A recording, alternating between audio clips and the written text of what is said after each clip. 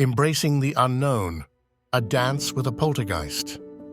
The air was thick with tension that autumn evening, a chill creeping into the corners of my quaint cottage in the heart of the Irish countryside.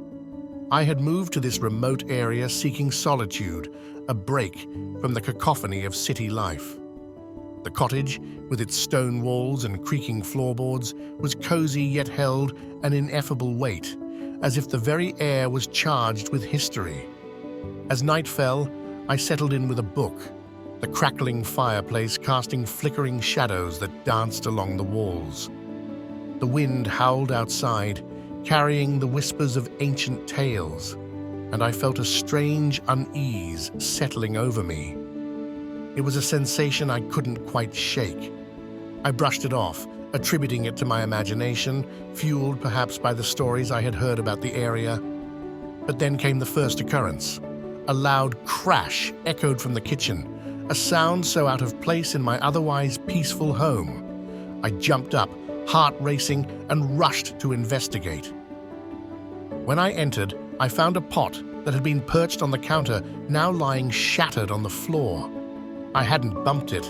I hadn't even been near that side of the counter.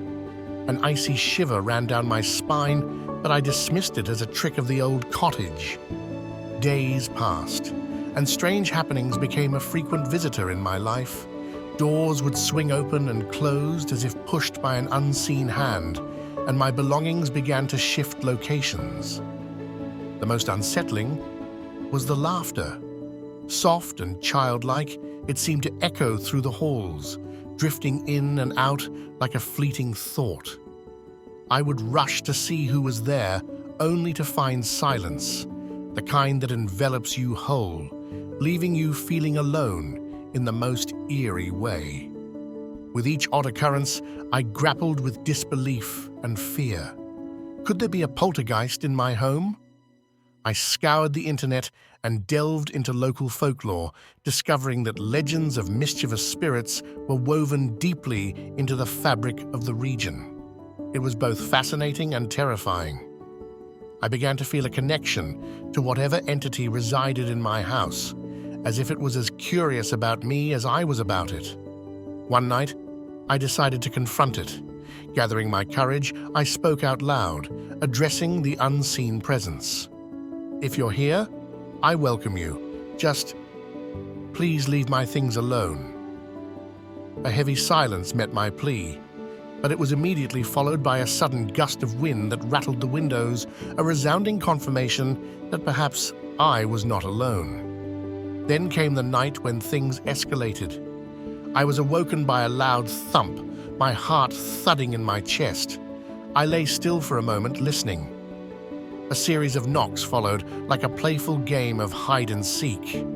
I swung my legs out of bed, drawn by a mixture of fear and intrigue, and made my way toward the source of the sound, the sitting room.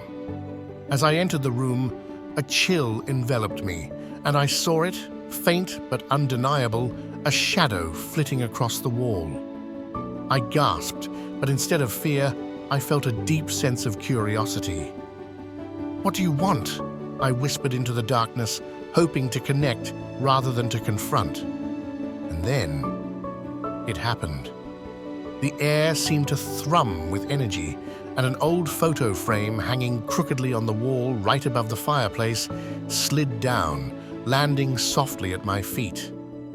I picked it up, examining the smiling faces within. The previous owners, I presumed.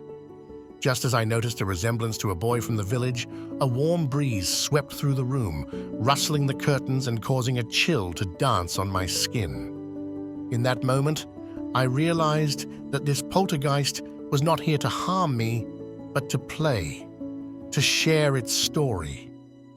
I began to leave small offerings, little trinkets and snacks placed strategically in the living room. There was a comfort in the chaos, a bond that developed between me and this playful spirit.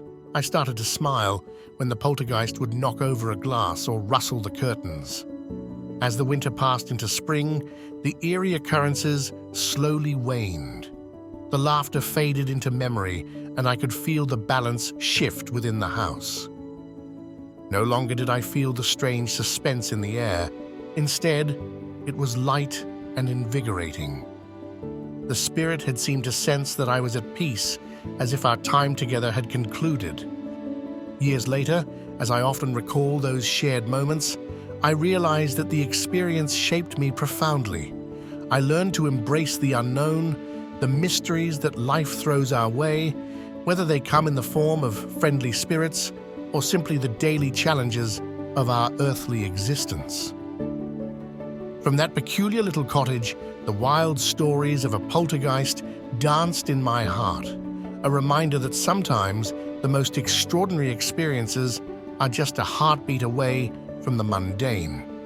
Subscribe for more paranormal encounters with Dark Side of the Void.